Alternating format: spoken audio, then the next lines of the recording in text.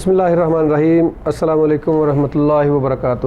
ناظرین، life lounge میں آپ کا ہوسٹ ڈاکٹر حافظ محمد ادریس، میں آپ کو ویلکم کرتا ہوں۔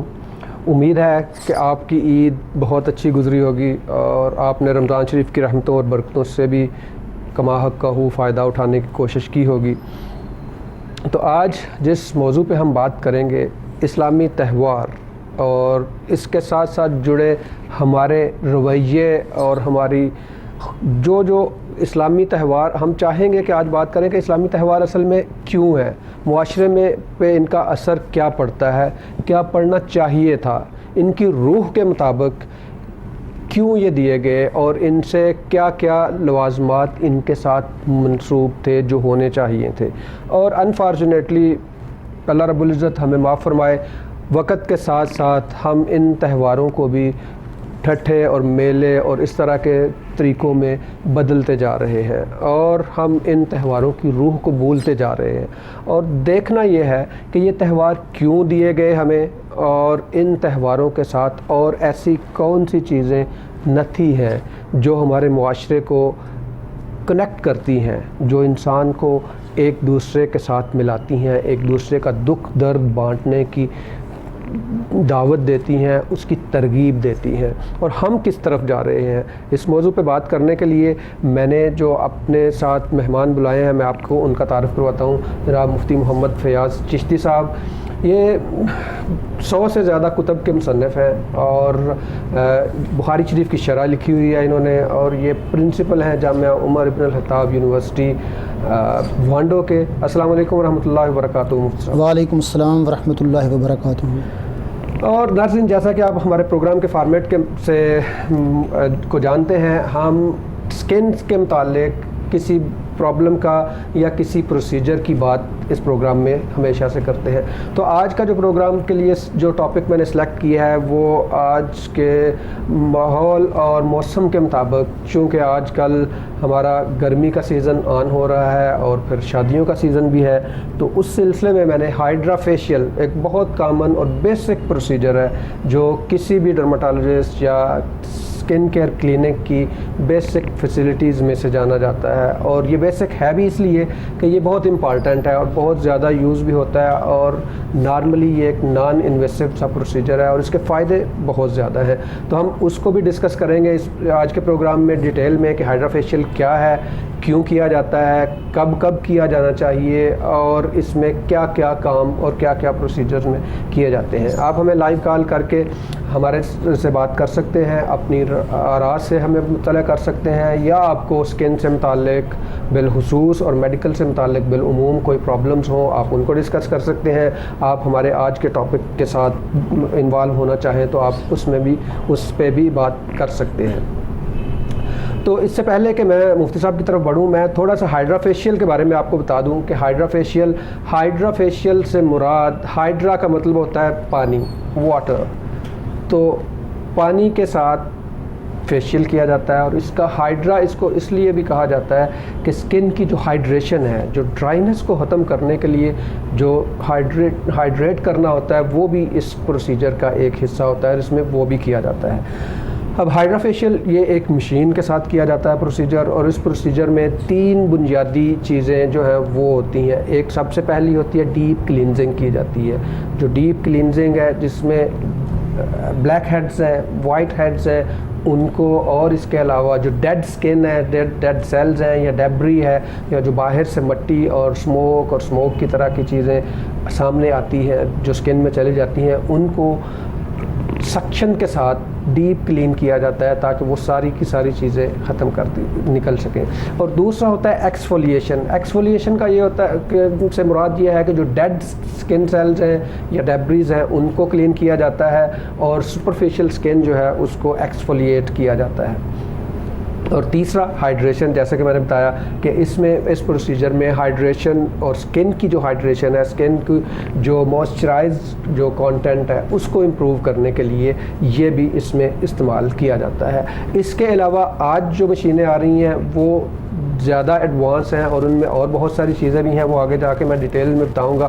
اس میں ہم لوگوں نے اور بہت ساری چیزیں ایڈ کر دی ہیں، جیسے RF ٹریٹمنٹ ہے جس سے یہ ہوتا ہے کہ رنکلز جو ہیں یا ارلی ایجنگ سائنز جو ہیں، جو جھریاں آ جاتی ہیں، ان کو کافی حد تک بہتر کیا جا سکتا ہے۔ اس کے علاوہ الٹراساؤنڈ ٹریٹمنٹ ہے جو اسکن کو ٹائٹ کرتی ہے اور اسکن کا جو لیکسٹی ہے یا جو ڈھیلا پن ہے اس کو ختم کرنے میں مدد دیتی ہے۔ اس کے علاوہ کولنگ ٹریٹمنٹ ہوتی ہے، پھر ہارٹ ٹریٹمنٹ ہوتی ہے، اور اس کے علاوہ ہم اس میں کچھ کیمیکلز یوز کرتے ہیں، وہ سیرمز ہوتے ہیں، جو سیرمز کچھ مختلف چیزوں کے لیے استعمال ہوتے ہیں۔ اسکن کو جو ان ایون اسکن ٹون ہے اس کو بہتر کرنے کے لیے کچھ سیرمز ہوتے ہیں، اسی طرح سے اینٹی ایجنگ کے سیرمز ہوتے ہیں، اسی طرح سے ایکسفولیشن کے اور پیل کے سیرمز ہوتے ہیں۔ تو یہ ساری چیزیں جو ہیں ہم اس میں یوز کرتے ہیں۔ نیکسٹ سیگمنٹس میں میں اسٹیپ بائی اسٹیپ آپ کو بتاؤں گا کہ سب سے پہلے کیا کیا جاتا ہے اور اس کے بینیفٹس کیا ہیں، پھر دوسرے اسٹیپ میں کیا ہوتا ہے، پھر تیسرے اسٹیپ میں آج کل جو ہائیڈرا فیشیل مشینز ہم یوز کر رہے ہیں وہ 9 in 1 کے حساب سے ہے، اس میں 9 ڈفرینٹ اسٹیپس ہوتے ہیں، تو اس میں جو بینیفٹس آتے ہیں ان سب پہ ہم بات کریں گے۔ آئیے چلتے ہیں مفتی صاحب کی طرف اور ان سے پوچھتے ہیں کہ مفتی صاحب، اسلام میں تہوار کا جو کانسیپٹ ہے اس پہ تھوڑی سی روشنی ڈالیے کہ یہ تہوار کون کون سے ہیں اور ان تہوار کے بارے میں اللہ رب العزت اور آقا کریم صلی اللہ علیہ وسلم ہمیں کیا احکامات دیتے ہیں۔ بسم اللہ الرحمن الرحیم۔ وَلَقَدْ أَرْسَلْنَا مُوسَىٰ بِآيَاتِنَا أَنْ أَخْرِجْ قَوْمَكَ مِنَ الظُّلُمَاتِ إِلَى النُّورِ وَذَكِّرْهُمْ بِأَيَّامِ اللَّهِ إِنَّ فِي ذَلِكَ لَآيَاتٍ لِكُلِّ صَبَّارٍ شَكُورٍ۔ صدق اللہ العظیم وبلغنا رسولہ النبی الکریم الامین۔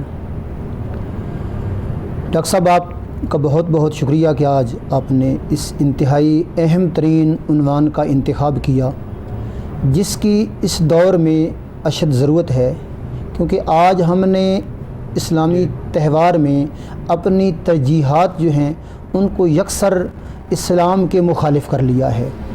اسلام کی جو بنیادی روح ہے، اسلام نے ہمیں یہ تہوار کیوں عطا کیے، اس کا مقصد کیا تھا، اس کا فائدہ کیا تھا، ہم نے یکسر اس کو بھلا دیا ہے، اور آج ہم نے اسلامی تہوار کو عمومی تہوار کے ساتھ جوڑ کر لہو و لعب کا ذریعہ بنا لیا ہے، خواہشات نفسانی کا ذریعہ بنا لیا ہے۔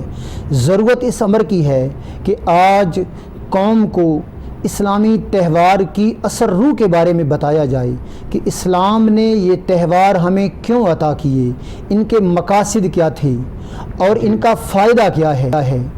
تو اللہ رب العزت نے ذکر فرمایا وَلَقَدْ أَرْسَلْنَا مُوسَىٰ بِآيَاتِنَا، اور تحقیق ہم نے بھیجا موسیٰ علیہ السلام کو اپنی نشانیوں کے ساتھ، ان اخرج قومک من الظلمات الی النور، کہ وہ اپنی قوم کو اندھیروں سے روشنی کی طرف نکال لائیں، وذکرہم بایام اللہ، اور انہیں اللہ کے دن یاد کرائیں، ان فی ذالک، بے شک اس میں لآیات، نشانیاں ہیں، لکل صبار، ہر صبر کرنے والے، شکور، اور شکر کرنے والے کے لیے۔ تو اس آیت کریمہ کو ہم 4 حصوں میں تقسیم کریں گے۔ پہلے حصے میں وَلَقَدْ أَرْسَلْنَا مُوسَىٰ بِآيَاتِنَا، اور ہم نے موسیٰ علیہ السلام کو اپنی آیات، اپنی نشانیوں کے ساتھ بھیجا۔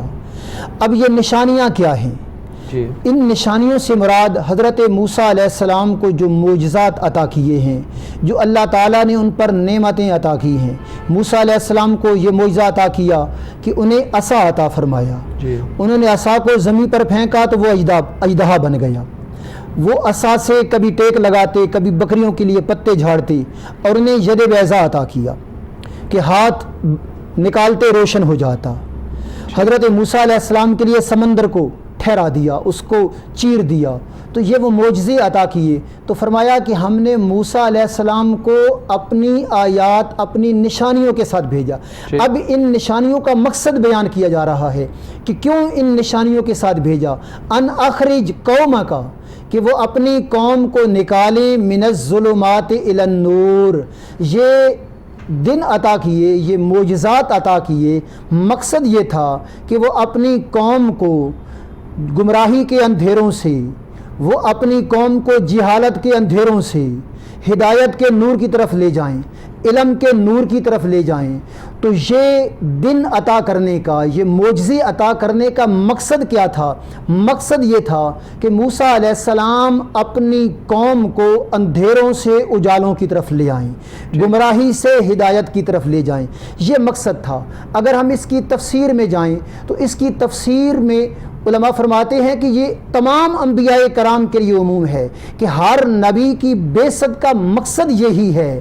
ہر نبی کو بعثت کے ساتھ جو معجزات عطا کیے گئے، جو نعمتیں عطا کی گئیں، وہی نعمتیں وہی معجزے، اگلے حصے میں اسی بات کی طرف اشارہ ہے کہ وہ نعمتیں اور معجزے ہیں کیا؟ وہی نعمتیں اور معجزے اسلامی تہوار کی صورت میں ہمارے سامنے آئے، اور ان معجزوں اور نعمتوں کی عطا کرنے کا مقصد وحید یہ تھا کہ ہر نبی اپنی اپنی قوم کو گمراہی کے اندھیروں سے ہدایت کے نور کی طرف لے جائے، ظلمت کے اندھیروں میں سے نکال کر نور کی طرف لے جائے، جہالت کے اندھیروں سے نکال کر علم کی روشنی کی طرف لے جائے۔ آگے فرمایا اس آیت کریمہ کے تیسرے حصے میں وَذَكِّرْهُمْ بِأَيَّامِ اللَّهِ، اور انہیں اللہ کے دن یاد کراؤ۔ بے شک اگر ہم دیکھیں تمام دن اللہ کے لیے ہیں، سارے دن اللہ تعالیٰ کے لیے ہیں، لیکن خصوصیت سے فرمایا وَذَكِّرْهُمْ بِأَيَّامِ اللَّهِ۔ حضرت ابن عباس، ابی بن کعب اور حضرت مجاہد علیہ رحمہ یہ تمام کے تمام اس تفسیر میں فرماتے ہیں کہ اس سے مراد اللہ تعالیٰ کی نعمتیں ہیں، اور حضرت مقاتل علیہ رحمہ فرماتے ہیں کہ اس سے مراد وہ بڑے بڑے دن ہیں جن میں بڑے بڑے واقعات رونما ہوئے۔ جی مفتی صاحب اس کو تھوڑا سا اور کنسائز کرتے ہیں اور تھوڑا سا فوکس اس طرح سے کرتے ہیں کہ ہمارے جو ناظرین ہیں ان کو تھوڑا سا آسانی سے بتانے کے لیے کہ پہلے تو ہم یہ بات کر لیتے ہیں کہ اسلام میں تہوار کون کون سے ہیں، کون کون سے دن ہیں جن کو تہوار کا درجہ دیا گیا ہوا ہے؟ جی اب اس طرف آتے ہیں۔ جی اس سے قبل میں آپ کو یہ بتاؤں کہ یہ دو عیدیں جو ہمیں خصوصیت سے عطا ہوئی ہیں، عید الفطر اور عید الاضحیٰ۔ جی سرور کونو مقام علیہ الصلوۃ والسلام جب مدینہ طیبہ تشریف لائے، دیکھا کہ یہودی سال میں 2 دن وہ مناتے ہیں، میلہ کرتے ہیں، مناتے ہیں، تو اللہ تعالیٰ نے مسلمانوں کو ان 2 یہودیوں کو 2 دنوں کے عوض یہ 2 دن عطا کیے۔ رمضان المبارک میں عید الفطر کا دن عطا فرمایا اور قربانی کا دن عطا فرمایا، اور ان کی کچھ شرائط رکھی، کچھ قید لگائی کہ ان شرائط اور قیود کے ساتھ آپ یہ دن منائیں۔ اور پھر دیکھیں اس میں اگر ہم معاشرے کو دیکھیں تو اسلام نے بڑا حسین امتزاج دیا ہے۔ اب عید الفطر ہی لے لیں، اب عید الفطر میں ہمیں حکم ہے کہ نماز عید ادا کرنے سے قبل ہم صدقہ فطر ادا کریں، صحیح، اور اس کے بعد ہم قربانی کو دیکھیں تو اس میں ہمیں حکم ہے کہ ہم اپنے قربانی کے جانور کے گوشت سے اپنی صبح کے کھانے کا آغاز کریں۔ اب ان دونوں چیزوں کو ملائیں تو اس میں اسلام نے بڑا حسین ایک معاشرہ ہمیں دیا ہے۔ مثلا کہ عید الفطر میں ہمیں حکم ہے کہ ہم عید الفطر کی ادائیگی سے قبل صدقہ فطر ادا کریں، اور ہمیں اس میں حکم ہے کہ عید کی نماز پہ جانے سے قبل ہم کھانا کھا سکتے ہیں، کوئی میٹھی چیز کھا سکتے ہیں۔ اب ہم نے میٹھی چیز کھانے کی اجازت دی اس لیے کہ ہمیں حکم دیا کہ ہم غربا کو اپنے مال سے صدقہ فطر ادا کریں۔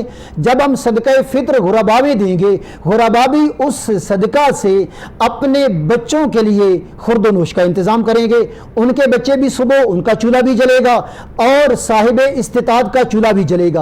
اسلام نے ہمیں اجازت دے دی، اب تم کھا کر جا سکتے ہو۔ اب قربانی پہ چلے جائیں، قربانی بھی ایک عظیم تہوار ہے، اس میں چونکہ قربانی کے جانور سے ہی اپنے کھانے کا آغاز کرنا ہے تو اس شرط یہ لگائی ہے کیونکہ ہم قربانی کا جانور ذبح کریں گے، حکم ہے کہ اس کے 3 حصے کرو، ایک حصہ غربا کے لیے، ایک عزیز و اقربا کے لیے اور ایک اپنے لیے۔ جب 3 حصے کر کے غربا کے گھروں میں گوشت بھیجو گے، ان کے چولہے بھی جلیں گے، وہ بھی پکائیں گے، ان کے بچے بھی کھائیں گے، آپ بھی اپنے قربانی کے جانور سے اپنی صبح کا آغاز کرو گے۔ تو اسلام نے غریب کا بہت خیال رکھا ہے، غریب کا اس اندر میں خیال رکھا ہے کہ وہ بھی تمہارے ساتھ برابر کا شریک ہو، اس کے بچے بھی احساس کمتری کا شکار نہ ہوں۔ تو اسلام میں یہ 2 تہوار عظیم، باقی بِأَيَّامِ اللہ میں مفسرین کہتے ہیں کہ جس دن اللہ تعالیٰ کی نعمت عطا کی گئی ہے اس دن کے یاد کرنے کا حکم دیا گیا ہے. اب اللہ تعالیٰ نے فرمایا, اب اللہ تعالیٰ کی ڈھیر ساری نعمتیں ہیں, اللہ تعالیٰ نے اپنا محبوب عطا کر ایک عظیم نعمت عطا فرمائی ہے. لقد من اللہ علی المؤمنین اذ بعث فیہم, اللہ تعالیٰ نے بے شمار نعمتیں عطا کی ہیں. فرمان رب تعالیٰ ہے وَإِن تَعُدُّوا نِعْمَةَ اللَّهِ, اگر تم اللہ تعالیٰ کی نعمتوں کو شمار کرنا چاہو, لا تحصوها, تم اسے شمار بھی نہیں کر سکتے. یعنی تمہارے اعداد ختم ہو جائیں گے, تمہارے گنتی کے اعداد ختم ہو جائیں گے, تم شمار نہیں کر سکو گے, اس قدر نعمتیں ہیں. لیکن اللہ تعالیٰ نے کوئی بھی نعمت عطا فرمائی ہے تو اس نعمت کے عطا کرنے پر احسان نہیں جتلایا, کیونکہ احسان بڑی سے بڑی نعمت پر جتایا جاتا ہے. تو اللہ تعالیٰ نے احسان کس نعمت پر جتلایا؟ لقد من اللہ علی المؤمنین, تحقیق اللہ تعالیٰ نے مومنوں پر احسان کیا. کس بات کا احسان کیا؟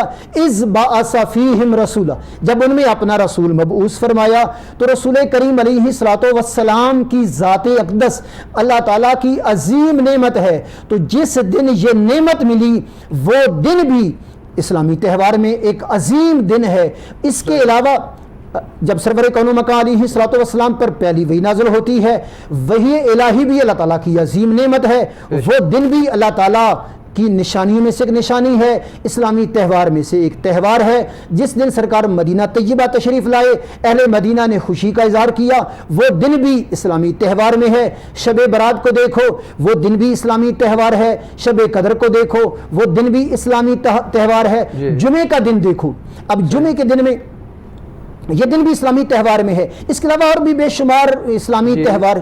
صاحب آپ کی بات ہم یہیں سے آگے بڑھائیں گے کہ ایک تو بات ہم نے طے کر لی کہ اسلامی تہوار کون کون سے ہیں, اور نیکسٹ ہم ناظرین یہ بات کریں گے کہ اسلامی تہوار جو ہے ان کا مقصد کیا تھا, اور ان کو دینے کے ساتھ ساتھ ہمارے اوپر کیا ذمہ داری عائد ہوتی تھی کہ ان کو منانے کے لیے ہمیں کس طرح سے کیا کیا رویے اختیار کرنا چاہیے. اور ہائیڈرا فیشیل پہ بھی بات کریں گے. یہاں پہ ٹائم ہوتا ہے ایک بریک کا. ناظرین ایک بریک کے بعد بات کو یہیں سے آگے بڑھاتے ہیں.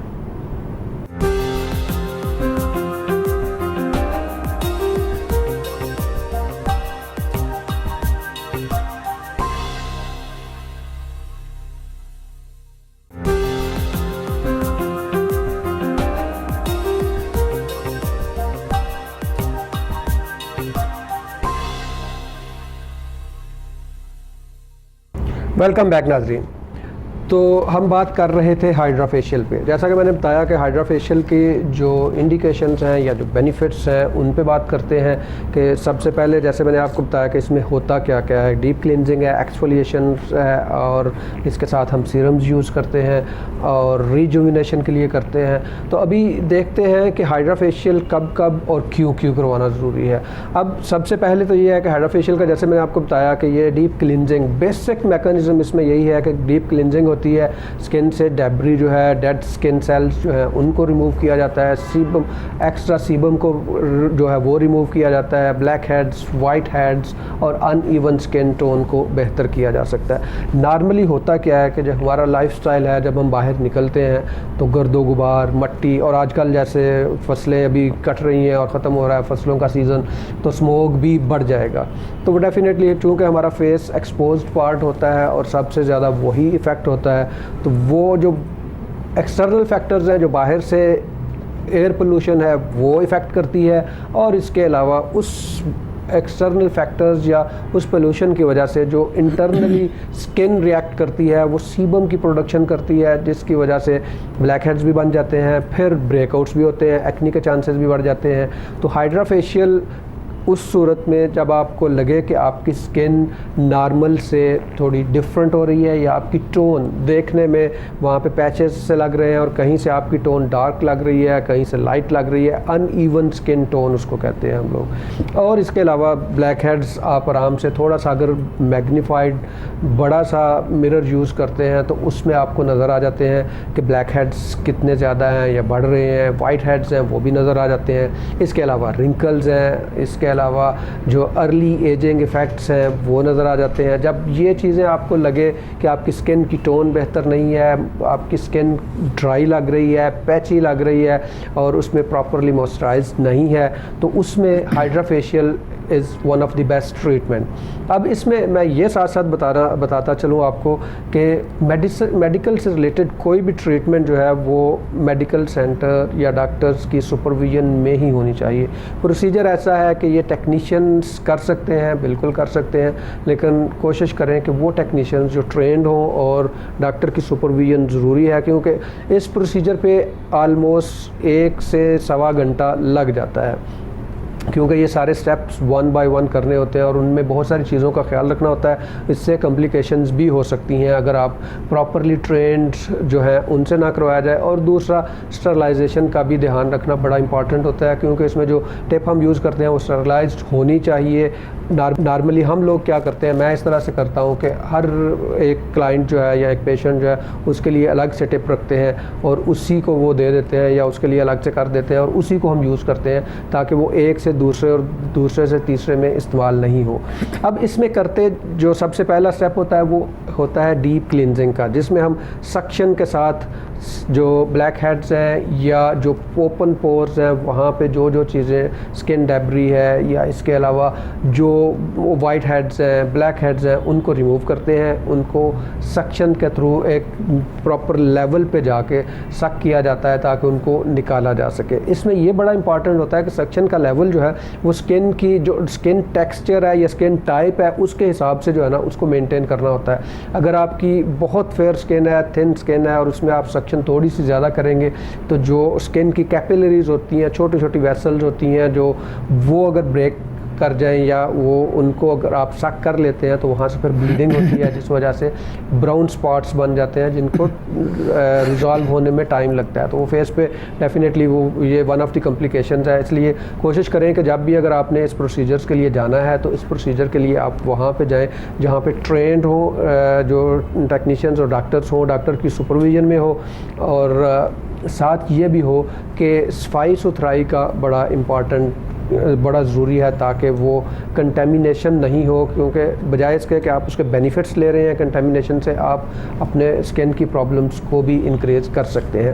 جیسا کہ میں نے بتایا کہ بریک آؤٹ ہو, یعنی جو ایکنی کا جو چانس ہوتا ہے یا ایکنی پرون ایج ہے اس میں اگر جو ایکسپوئر ہے یا انوائرمنٹ کے حساب سے, ویدر کے حساب سے ارلی آپ اپنے بلیک ہیڈز بھی ریموو کروا لیتے ہیں. اور اس میں جو جیسا کہ میں نے بتایا کولڈ اور وارم ٹریٹمنٹ ہم دیتے ہیں, اس میں یہ ہوتا ہے کہ پورس کو کلوز کیا جاتا ہے, جو اوپن پورز ہوتے ہیں ان کو کلوز کر دیا جاتا ہے تاکہ باہر سے زیادہ جو ہے وہ ڈیبری اسکن کے اندر نہیں جائے. اور سیبم کی پروڈکشن بھی کم کی جاتی ہوتی ہے جس کی وجہ سے کچھ ہم سیرمز یوز کرتے ہیں, اس وجہ سے پھر یہ ہوتا ہے کہ ایکنی کے چانسز بھی کم ہو جاتے ہیں.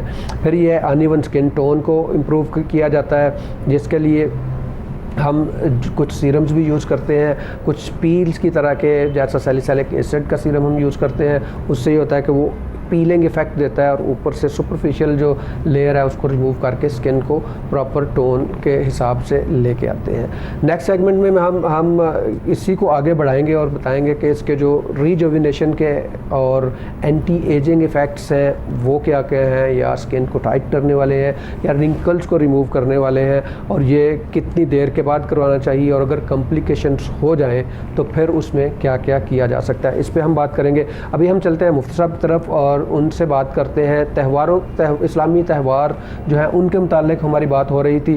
یہ تو ہم نے پچھلے سیگمنٹ میں ڈسکس کر لیا کہ تہوار کون کون سے ہیں اور کیا کیا ان کی نوعیت ہے, اور اب ہم بات کریں گے کہ ان کی اہمیت کیا ہے اور ہمارا جو اس پہ ایک ایز اے قوم یا ایز اے نیشن ہمارا ایٹیچیوڈ جو جس طرف جا رہا ہے کہ ہم ان تہواروں کو اپنے لیے ایک سیزن سمجھتے ہیں کمائی کا, تجارت سے متعلق. اس پہ بات کرنی ہے ہم نے اس سیگمنٹ میں اور اگلے سیگمنٹ میں. جی مفتی صاحب, جو اسلامی تہوار ہیں ان کی اہمیت کیا ہے اور یہ کیوں دیے گئے؟ بسم اللہ الرحمن الرحیم. جیسا کہ اس آیت کریمہ کے پہلے 2 حصوں میں ہم نے ذکر کیا ہے, اب اس کے اگلے 2 حصوں میں ان اسلامی تہوار کی اہمیت اور ان کے مقاصد کے بارے میں گفتگو ہے. اللہ تعالیٰ نے فرمایا وَذَكِّرْهُمْ بِأَيَّامِ اللَّهِ. اگر اس کو اپنی آسان زبان میں کہہ لیں تو اس کا معنی یوں بنتا ہے اور انہیں اسلامی تہوار یاد کراؤ.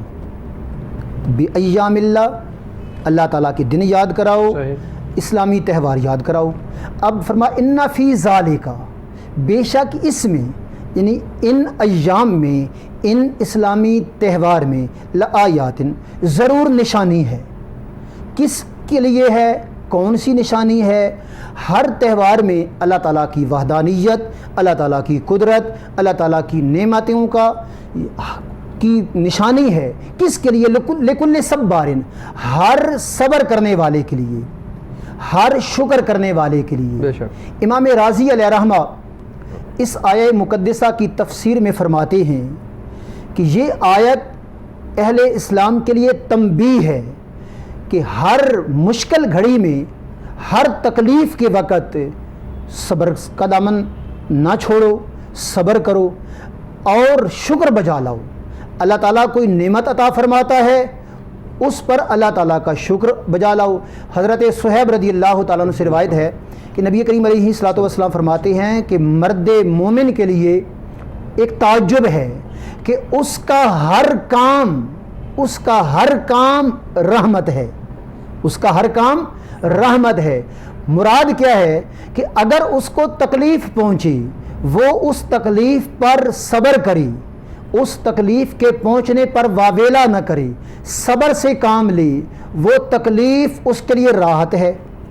اور اگر اس کو اللہ تعالیٰ کوئی نعمت عطا فرماتا ہے اور اس نعمت کے ملنے پر وہ اللہ تعالیٰ کا شکر بجا لاتا ہے تو وہ اس کے لیے بہتر ہے۔ گویا کہ اس پر اللہ تعالیٰ کی طرف سے کوئی آزمائش آئے، اس آزمائش پر وہ صبر کرے تو اس کے لیے راحت ہے۔ اگر اللہ تعالیٰ اس کو کوئی نعمت عطا فرمائے، نعمت کے عطا ہونے پر وہ شکر بجا لائے، وہ اس کے لیے بہتر ہے، کیونکہ خلاق عالم کا فرمان ہے اگر تم میری نعمت کا شکر ادا کرو گے میں نعمت میں اضافہ کر دوں گا۔ اب آتے ہیں اسلامی تہوار۔ ہر اسلامی تہوار کے منانے کا انداز مختلف ہے۔ مثلا عید الفطر ہے، اس میں حکم ہے کہ عید کی نماز سے قبل غربا میں اپنی ایک مقررہ حد تک ان میں خیرات دو، تقسیم کرو، پھر عید کی نماز پڑھو۔ اور اس میں حکم ہے کہ ایک راستے سے جاؤ، راستہ دوسرا بدل کر آؤ، جاتے ہوئے کچھ دوست احباب کو ملتے جاؤ، ان کو اپنی خوشی میں شریک کرتے جاؤ، راستے میں دوسرے راستے سے آؤ، ان کو اپنی خوشیوں میں شریک کرتے جاؤ۔ یہ عید الفطر منانے کا انداز ہے۔ پھر عید الاضحیٰ آ جائیں، قربانی کا دن آ جائے، اس میں بھی یہی حکم ہے کہ ایک راستے سے آؤ، دوسرے راستے سے آؤ، پھر قربانی کا جانور نماز پڑھو، نماز فصلی لربک وانحر، اللہ تعالیٰ کے لیے نماز ادا کرو اور قربانی ادا کرو۔ قربانی کرنے کے بعد پھر اس گوشت کی تقسیم ہے، غربا کو اپنے مال میں شریک کرنا ہے۔ یہ ہیں پھر جن ایام میں اللہ تعالیٰ نے کسی خاص نعمت عطا فرمائی ہے۔ یہاں سے میں تھوڑا سا رہنمائی چاہوں گا کہ اس بات پہ تو ہم ایز اے قوم یقین رکھتے ہیں کہ غربا کو اپنے ان خوشیوں میں شریک کریں۔ جی میں یہ چاہوں گا کہ باقی کا جو ہمارا باقی کا جو نیکسٹ سیگمنٹ ہے اور باقی کا یہ سیگمنٹ ہے، اس پہ بھی ہم اس پہ ہی بات کریں۔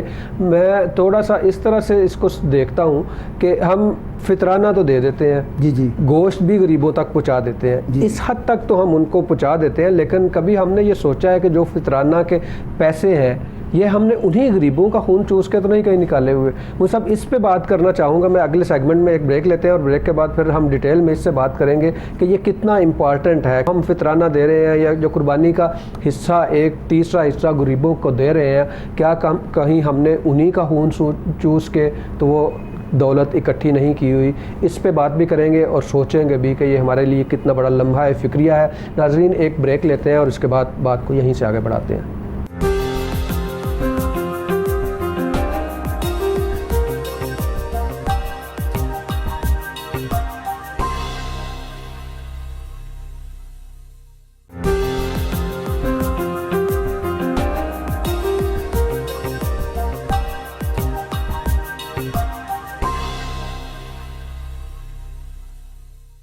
جی ویلکم بیک ناظرین۔ تو آج ہماری بات ہو رہی ہے ہائیڈرا فیشیل پہ۔ جیسا کہ ہائیڈرا فیشیل کی ڈیٹیلز میں نے آپ کو بتائی، اب میں تھوڑا سا یہ بتا دیتا ہوں کہ جب آپ ڈاکٹر کے پاس جاتے ہیں یا آپ کلینک میں جاتے ہیں تو کنسلٹیشن کے دوران ڈاکٹر آپ سے بہت ساری چیزیں پوچھتے ہیں، تو آپ نے جن چیزوں کا دھیان رکھنا ہے کہ اس پروسیجر ہائیڈرا فیشیل سے پہلے کن چیزوں کو آپ کو چاہیے کہ آپ بتائیں تاکہ کمپلیکیشن جو ہیں وہ کم ہو سکیں.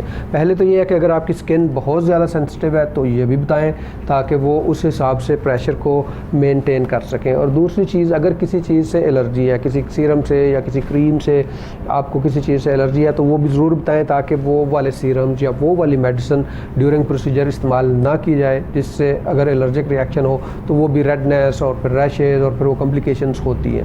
یہ جو کلائنٹ ہے یا پیشنٹ ہے اس کی طرف سے یہ دو چیزوں کا خیال رکھنا بڑا ضروری ہے. بعض اوقات یہ اوور لک ہو جاتی ہیں, لیکن اگر نہ بھی پوچھا جائے تو آپ ضرور بتائیں.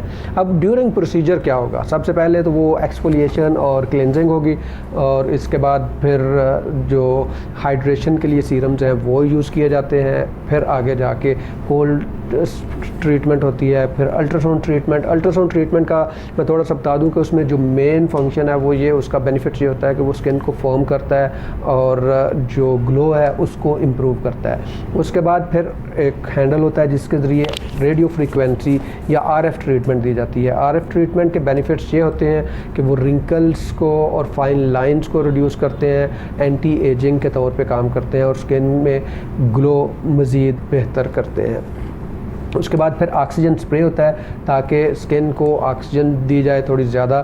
اور اس کے بعد پھر کول ٹریٹمنٹ ہوتی ہے, جس سے کا مطلب یہ ہے کہ جو پورز ہیں ان کو بند کیا جاتا ہے, اوپن پورز ہیں ان کو کلوز کیا جاتا ہے. اس کے بعد پھر فیس ماسک دیا جاتا ہے, اور فیس ماسک کے بعد اتار کے آپ کو اس کے جو کوئی نہ کوئی چیز ہم یوز کرتے ہیں جس میں موئسچرائزرز ہو سکتے ہیں یا وائٹننگ ایجنٹ ہو سکتے ہیں, یا پھر ہائلورونک ایسڈ یوز کیا جاتا ہے. وہ سیرمز یوز کرتے ہیں جن کے ساتھ جو اسکن ٹائپ ہو اس طرح کا بینیفٹ دیا جاتا ہے.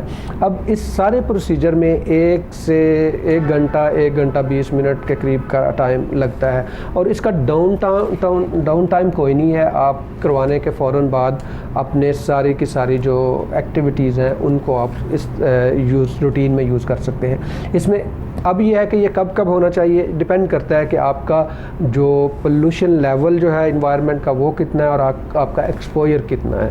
پھر یہ ہے کہ آپ خود بھی دیکھ سکتے ہیں کہ آپ کی اسکن میں اگر جو میں نے شروع میں بتایا تھا کہ in even tone who, black heads نظر آ رہے ہوں یا وائٹ ہیڈ نظر آ رہے ہوں, تو آپ اس حساب سے اس کو کیٹر کر سکتے ہیں. منیمم 3 سے 4 ہفتے کے بعد ہی یہ پروسیجر کروانا چاہیے. اور اس پروسیجر کے فوراً بعد کوشش کریں کہ جو ڈاکٹر ہے وہ آپ کو ایڈوائز کرے گا کہ آپ نے کچھ کریمیں جو ہے وہ یوز نہیں کرنی, اسپیشلی ایکسفولیشن کرنے والی یا جو پیلز ہیں وہ نہیں یوز کرنے 2 سے 3 دن کے لیے. اور اس کے بعد آپ اپنی روٹین کی جو میڈیسنز ہیں وہ یوز کر سکتے ہیں. اور لیزرز اور اس طرح کی چیزیں وہ بھی آپ کی اسکن کے حساب سے 2 سے 4 ہفتوں کے تک جو ہے وہ آپ یوز نہ کریں تو زیادہ بہتر ہے. ہاں, ویکسنگ اور اس طرح کی چیزیں جو ہیں وہ 2 سے 4 دن تک ان کو اوائڈ کرنا بہتر ہوتا ہے. ہائیڈرا فیشیل کی ڈیٹیلز میں نے آپ کو بتا دی کہ ہائیڈرا فیشیل میں کیا کیا ہوتا ہے اور کس طرح سے ہوتا ہے. آپ اپنی اسکن کے حساب سے, اور کوشش کریں, میرا ہمیشہ یہی ہوتا ہے کہ آپ ویل کوالیفائڈ اور اس طرح کے جو لوگ ہیں ان کے پاس جائیں. تو ابھی مفتی صاحب سے ہمارے پاس ٹائم بھی ختم ہو رہا ہے, تو میں مفتی صاحب کی طرف جاتا ہوں اور ان سے بات میں وہ یہی چاہ رہا تھا کہ یہ کتنا امپارٹنٹ ہے کہ ہم صدقہ فطر جو دے رہے ہیں, کیا ہم جس کو دے رہے ہیں اسی کو تو نچوڑ کے نہیں نکالا ہوا. بسم اللہ الرحمن الرحیم. تجارت اگرچہ بہترین ذریعہ معاش ہے, مگر شرط یہ ہے کہ وہ اللہ تعالیٰ کے بتائے ہوئے اصولوں, قواعد و ضوابط کے مطابق ہو. تو اس میں جسمانی مشقت کے ساتھ ساتھ اخروی نعمتوں کی خوشخبری بھی ہے, کیونکہ اللہ تعالیٰ نے فرمایا لیس علیکم جناح. ہمارے پاس ٹائم بہت شارٹ ہے, 2 سے 3 منٹ ہے, تو اس میں ہم اس کو تھوڑا سا کنکلوژن کی طرف لے کے جاتے ہیں کہ کتنا ضروری ہے کہ غریبوں کا خون نہ نچوڑا جائے. بہت زیادہ ضروری ہے. اس میں 1 منٹ کے لیے ایک ہی حضرت عثمان غنی رضی اللہ تعالیٰ عنہ کی بات عرض کرتا ہوں جی. کہ مدینہ میں قحط کی سی صورتحال تھی, تو حضرت عثمان غنی رضی اللہ تعالیٰ عنہ کا سامان خرد و نوش کا قافلہ جب مدینہ کی حدود میں پہنچا, مدینہ کے ضرورت مند بھی اس غلے کو خریدنے کے لیے پہنچے اور تاجر بھی پہنچ گئے. حضرت عثمان غنی کے پاس تاجر آئے تو آپ نے پوچھا کتنا منافع دوگی؟ انہوں نے کہا کہ 2 منافع دیں گے. آپ نے فرمایا مجھے اس سے زیادہ مل رہا ہے. انہوں نے کہا کہ اس سے زیادہ دیں گے. فرمایا مجھے اس سے زیادہ مل رہا ہے. انہوں نے کہا کہ ہم اتنا اور زیادہ دیں گے. تو فرمایا مجھے اس سے بھی زیادہ مل رہا ہے. تو وہ کہتے ہیں کہ مدینہ میں ہمارے علاوہ کوئی تاجر ہے ہی نہیں جو آپ کے پاس آیا ہو، کون ہے جو آپ کو اس سے زیادہ دیتا ہے؟ تو آپ نے فرمایا میرا رب مجھے اس سے زیادہ دے رہا ہے، مجھے ایک کے بدلے 10 گنا تو اس کا وعدہ ہے۔ اور آگے فرمایا واللہ یضاعف لمن یشاء، جس کے لیے چاہتا ہے کئی گنا بڑھا دیتا ہے۔ تو آپ نے وہ سارا سامان مدینہ کے ضرورت مندوں میں تقسیم کر کے فرما دیا کہ میں نے یہ تجارت اپنے رب تعالیٰ سے کی ہے۔ اگر ہم یہی تجارت اپنے رب تعالیٰ سے کریں، ایک ضرورت کے مطابق منافع لے کر باقی غرباء کو فائدہ دیں، تو اس میں اللہ تعالیٰ بھی راضی ہوگا۔ اور ایک اور آخری بات میں ایک حدیث پر عرض کرتا ہوں، سرکار کا فرمان ہے کہ طلب میں میانہ روی اختیار کرو، اللہ تعالیٰ نے تمہارا مقدر جو لکھا ہے وہ تجھے پورا پورا دیا جائے گا۔ جس کو جو لکھا ہے وہ مل کر رہے گا، اگرچہ اس کی مدت عمر پوری بھی ہو جائے پھر بھی جو اس کے نصیب میں ہے وہ اس کو مل کر رہے گا۔ جب جو ہمارے نصیب میں ہے وہ مل کر ہی رہنا ہے تو ہم ضرورت سے زیادہ طلب نہ کریں۔ یہی اسلام کی منشا ہے، یہی سرور کون و مکان علیہ الصلوۃ والسلام کی تعلیمات ہے۔ مفتی صاحب بہت بہت شکریہ آپ کی تشریف آوری کا، بہت اچھی باتیں ہوئیں، بہت ساری باتیں اصل میں جو ہمارا مین تھا وہ تو ہم ٹائم کی کمی کی وجہ نہ اس پہ بات کر سکے۔ انشاءاللہ پھر کسی موقع پہ ضرور اس پہ تفصیل سے بات کریں گے کہ تاجر جو ہیں تجارت اور اسپیشلی اسلامی تہوار جو ہے، رمضان شریف کا مہینہ ہے یا عیدین ہے یا اس کے علاوہ عید میلاد النبی ہے اور باقی کے جو معاملات ہیں، ان سب میں کس طرح کا بیہیویئر اور رویہ ہونا چاہیے ہمارے تاجر حضرات کا اور باقی لوگوں کا۔ میں آج کے پروگرام کو ختم کرتے ہوئے یہ حدیث شریف کا ایک مفہوم بیان کرنا چاہتا ہوں، اور جب میرا یہ ایمان اور یقین ہے کہ جب حدیث شریف بیان کی جائے تو اس کے بعد پھر اور کوئی بھی بات اس سے آگے نہیں رہتی اور نہ ہی پیچھے کچھ رہ جاتا ہے، کیونکہ اتنا کنسائز کمپریہنسو میسج ہوتا ہے کہ اس کے بعد کوئی بھی بات کرنا ہمارے بس کی بات نہیں ہوتی۔ میں ایک مفہوم بیان کرتا ہوں کہ آقا کریم صلی اللہ علیہ وسلم کے فرمان کا مفہوم ہے کہ یقیناً سب سے پاکیزہ کمائی ان تاجروں کی ہے، یہ تاجروں کے لیے ہے غور سے سننے والی بات، کہ ان تاجروں کی ہے جو بات کریں تو جھوٹ نہ بولیں، ان کے پاس امانت رکھی جائے تو اس میں خیانت نہ کریں، جب وعدہ کریں تو اس کی خلاف ورزی نہ کریں، جب کوئی چیز خریدیں تو اس میں عیب نہ نکالیں، اور جب کوئی چیز بیچیں تو اس کی بے جا تعریف نہ کریں، جب ان پر کسی کا کچھ آتا ہو تو اس کی ادائیگی میں سستی نہ کریں، اور جب ان کا کسی پر آتا ہو تو اس کی وصولی کے لیے سختی نہ کریں۔ ہمارے آقا صلی اللہ علیہ وسلم کے فرمان کا مفہوم میں نے عرض کیا کہ انہوں نے کتنا کمپریہنسولی چند الفاظ میں بتا دیا کہ ایک اچھا تاجر کون ہے اور جس کی کمائی سب سے بہتر ہے۔ ہم سب کو جو ہمارے تاجر بھائی ہیں اور باقی کا جو بھی بزنس کر رہے ہیں، جو جہاں پہ کام کر رہا ہے، ان کو اپنے گریبان میں جھانکنے کی ضرورت ہے کہ ہمارے آقا کریم صلی اللہ علیہ وسلم کے فرمان کے مطابق ہمیں کن کن چیزوں کا خیال رکھنا ہے۔ اسی کے ساتھ اپنے میزبان ڈاکٹر ادریس کو اجازت دیجیے، انشاءاللہ کل آپ سے پھر ملاقات ہوگی۔ اللہ حافظ، السلام علیکم ورحمۃ اللہ وبرکاتہ۔